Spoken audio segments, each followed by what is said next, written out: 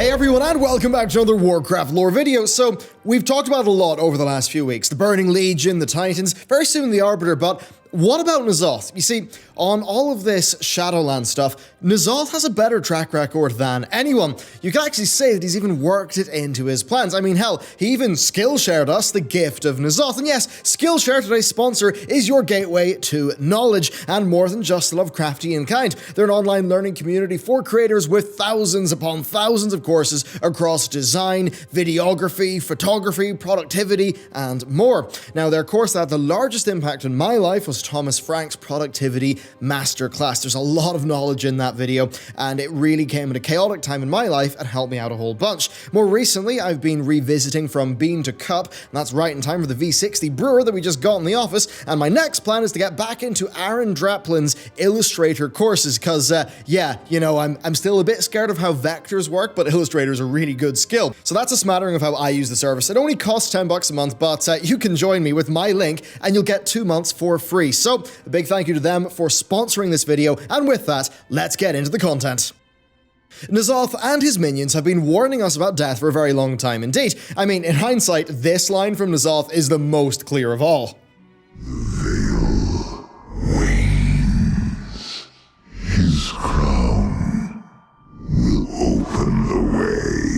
Yeah, it sure does. The destruction of the Helm, of course, shatters the veil between worlds, taking us through the Shadowlands expansion. But there is quite a bit more than that. I mean, take Ogmot's talk of Sylvanas' followers, right? He says that she leads them off a cliff, that the crows eat their flesh, and the crows are getting fat from their flesh. Well, here the crows are, you know, clearly a stand-in for the maw, which is currently consuming the newly departed souls, causing the maw to grow, you know, to grow fat in the flesh, and that is, of course, causing the other realms of the Shadowlands to wane. Then Nzoth actually says that the fall of night will show Sylvanas' true face, and that when the arrow finds its mark, the last fetter will fall away. Now, that latter part is almost literal. Sylvanas' final arrow finds its mark, she defeats Bolvar, and the prison of Azeroth, as she thinks it, is broken.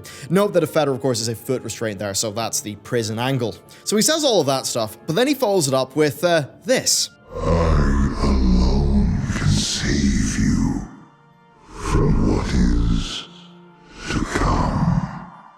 Yeah, what is to come? Well, clearly all of this Shadowlands-related business, that's what he's referring to here.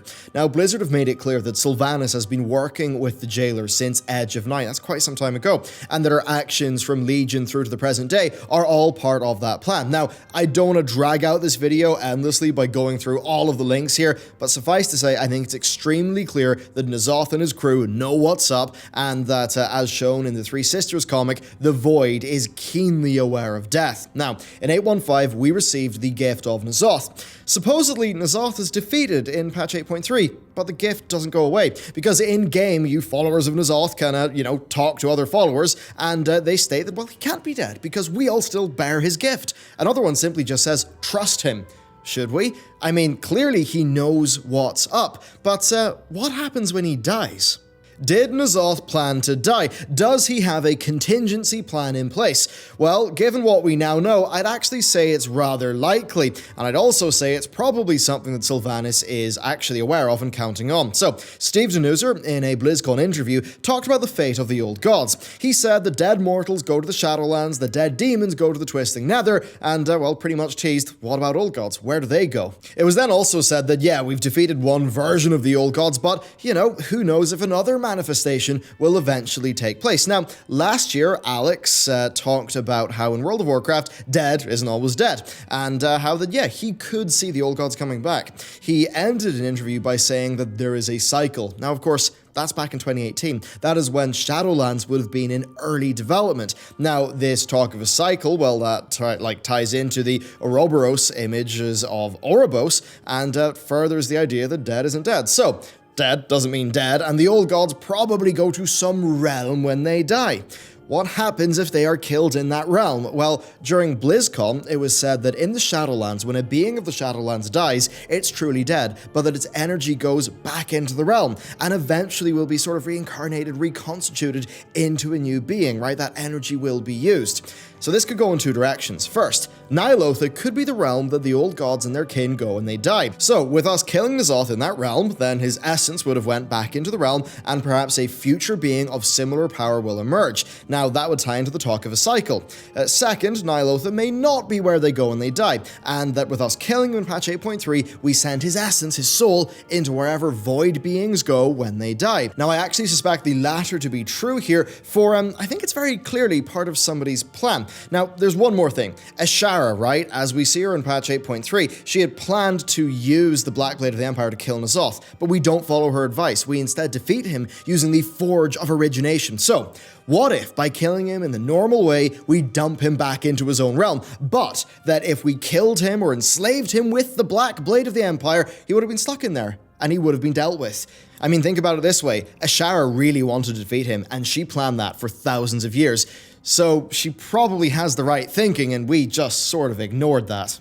Now, of course, Ashara did have a pact with Sylvanas, and yes, it's a WoW lore video, so we've got to talk about Sylvanas. In patch 8.2.5, Sylvanas says that her bargain with Ashara will yet bear fruit, and that in the end, even Nzoth will serve death. Well, we've got to assume that by the time we see her defeat Bolvar, that's still part of her plan. So that being the case, how can Sylvanas make Nzoth serve death if he's just been defeated? She's gonna have to, go get him. Now, how's she going to get a deceased old god? Well, based on Blizzard's interviews, she would have to go to their realm of death. So could that be patch 9.1 or patch 9.2? I mean, Blizzard did make a lot of Black Empire styled assets just to use them in one raid. So Sylvanas' quest to get Nzoth, to make the Void serve death, yeah, maybe that could be a raid, it could be a Covenant plot point, it's hard to know right now, but if Sylvanas still wants Nzoth, that's pretty much her only option after we've defeated him.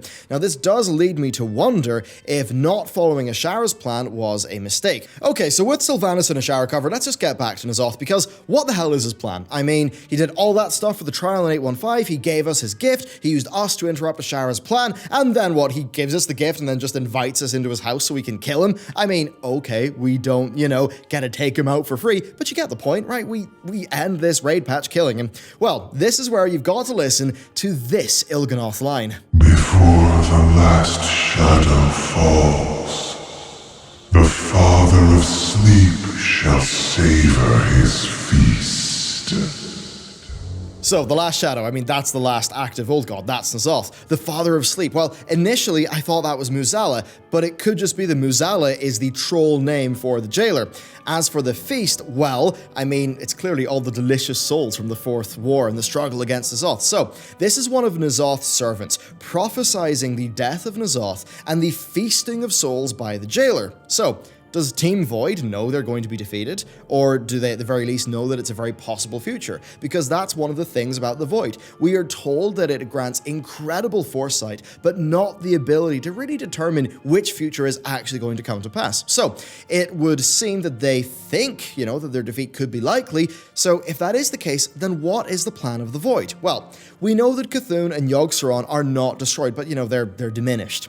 N'Zoth is fully active, but 8.3 data mining does suggest that he is defeated. But of course, the gift of N'Zoth persists, and Lyria actually says that she hears new whispers upon his defeat. So, is it possible that this defeat was actually to his advantage? You see, that is the whole point of N'Zoth. He always was the weakest of the four old gods. Well, I mean, the last time we properly defeated N'Zoth's forces, that's when we took out Xavius. And of course, in the process of defeating Xavius, what did we do? We brought the essence of the Void into the Emerald Dream. Now, that's a plot point that they've not actually called up in the in-game story, but I mean, it's clearly a piece on the board. Now, what if N'Zoth's gift lives on in us, and we take it to the Shadowlands? We could be the inn that the forces of the Void need in the Shadowlands. I mean, Ardent Wield, it's like the mirror of the dream, according to Blizzard. What's the other thing that N'Zoth corrupted? The Emerald Dream. So that's one major angle, but if we think back to Ogmot's Dream Journal, it's also clear that N'Zoth had foresight of Sylvanas' actions, right? Sylvanas was key in him escaping, as she brought the blade to Ashara, and that allowed,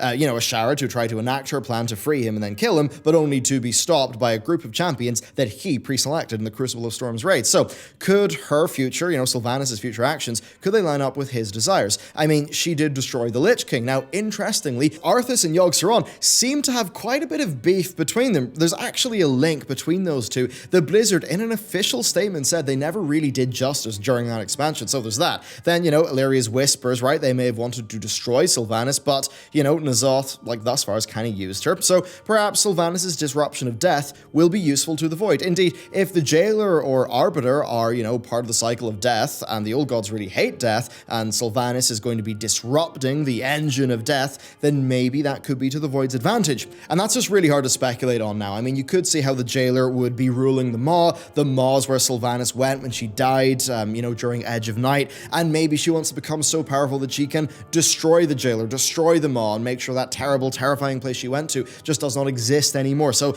that is one angle there, but as I said, that's going so far into the future that we just don't have that much to accurately speculate off. Now, I will say this, if the engine of death is going to be disrupted and there's a large source of danger there, well, then there are Nzoths lines too that I really want you to hear.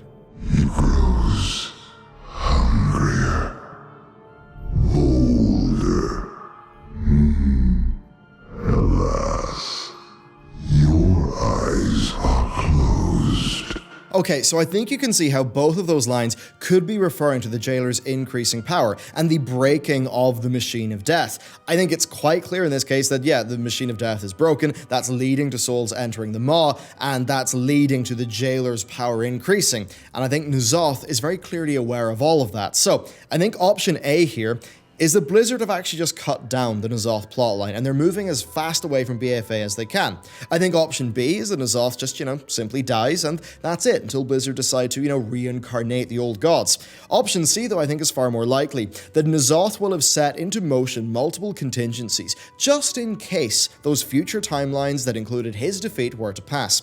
I think the gift of Nzoth persisting after his death is a clear sign of that. Something of him lives on with us.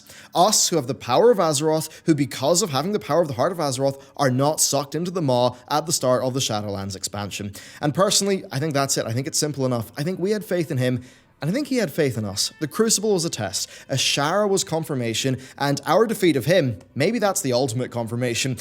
Because listen to this line from xal'atath. It was here, in ages past, that the god of the deep lost a great battle to the god of seven heads. But as was so often the case, even defeat ultimately worked in Nzoth's favor. I mean, Blizzard have been very clear indeed.